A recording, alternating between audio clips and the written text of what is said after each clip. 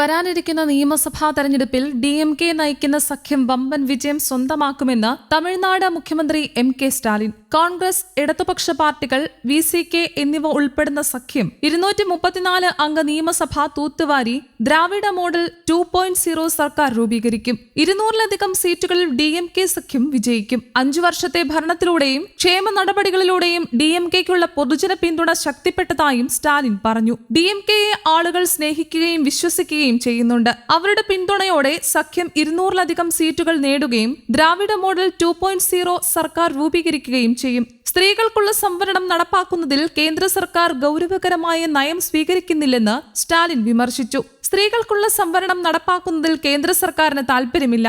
അവരുടെ ആശങ്കകൾ യാഥാർത്ഥ്യമാണെങ്കിൽ അവർക്കത് ചെയ്യാമായിരുന്നു. അത് നടപ്പാക്കുന്നതിന് പകരം എതിർപ്പുന്നയിക്കാനും ജനസംഖ്യാടിസ്ഥാനത്തിലുള്ള അതിർത്തി നിർണയം ഏറ്റെടുക്കാനും BJP നയിക്കുന്ന കേന്ദ്രം അതിനെ ഒരു ആയുധമായി ഉപയോഗിക്കാനാണ് ആലോചിക്കുന്നത് എന്ന് തമിഴ്നാട് മുഖ്യമന്ത്രി M.K. സ്റ്റാലിൻ പറഞ്ഞു. വനിതാ സംവരണം ഉടനടി നടപ്പിലാക്കണമെന്നും അദ്ദേഹം കൂട്ടിച്ചേർത്തു.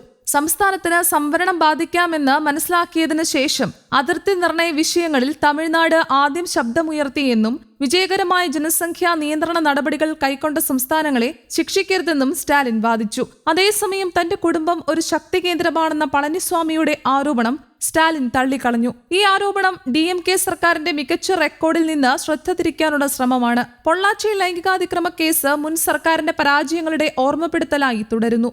AIADMKയ്ക്ക് പ്രത്യയശാസ്ത്രമോ തത്വമോ ഇല്ല.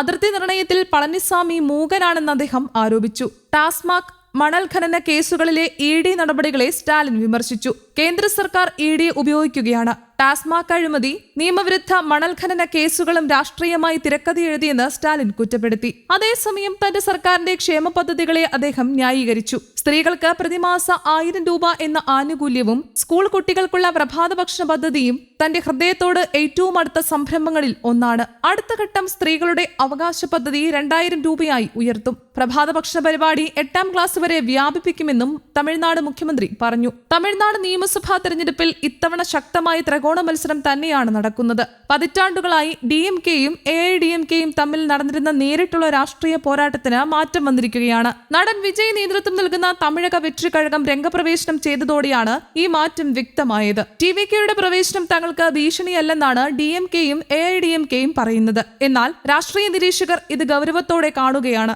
പ്രത്യേകിച്ച് യുവജന വോട്ടർമാരിലും ആദ്യമായി വോട്ട് ചെയ്യുന്നവരിലും വിജയിയുടെ സ്വാധീനം എത്രത്തോളം ഉണ്ടാകുമെന്ന് തമിഴ്നാട് മുഴുവൻ ഉറ്റുനോക്കുകയാണ്. വിജയ് ഇത്തവണ നേരിട്ട് തെരഞ്ഞെടുപ്പ് രാഷ്ട്രീയത്തിലേക്ക് കടക്കുകയാണ്. പെരമ്പൂരും തിരുച്ചിറപ്പള്ളി ഈസ്റ്റും എന്നീ 2 മണ്ഡലങ്ങളിൽ നിന്നാണ് അദ്ദേഹം ജനവിധി തേടുന്നത്. ഒരേ സമയം 2 മണ്ഡലങ്ങളിൽ മത്സരിക്കുന്നത് അദ്ദേഹത്തിന്റെ ആത്മവിശ്വാസം വ്യക്തമാക്കുന്നുണ്ട്. ഈ മത്സരഫലം TVKയുടെ ഭാവി രാഷ്ട്രീയ സ്ഥാനം നിർണ്ണയിക്കുന്നതിൽ നിർണായകമാകും. ഇതിനിടെ മുൻ മുഖ്യമന്ത്രി O. പനീർസെൽവത്തിന്റെ രാഷ്ട്രീയ നീക്കവും ശ്രദ്ധേയമാണ്. AIADMKയിൽ നിന്ന് പുറത്താക്കപ്പെട്ടതിനെ തുടർന്ന് അദ്ദേഹം DMKയിൽ ചേർന്നത് വലിയ രാഷ്ട്രീയ ചർച്ചകൾക്ക് വഴിവെച്ചു. താൻ മുൻപ് പ്രതിനിധീകരിച്ചിരുന്ന ബോഡിനായ്ക്കന്നൂർ മണ്ഡലത്തിൽ നിന്നാണ് ഇത്തവണയും അദ്ദേഹം മത്സരിക്കുന്നത്. ഇത് വ്യക്തിപരമായ തിരിച്ചുവരവിനൊപ്പം ശക്തമായ രാഷ്ട്രീയ സന്ദേശവുമാണ്. News desk, Kerala Kaumudi.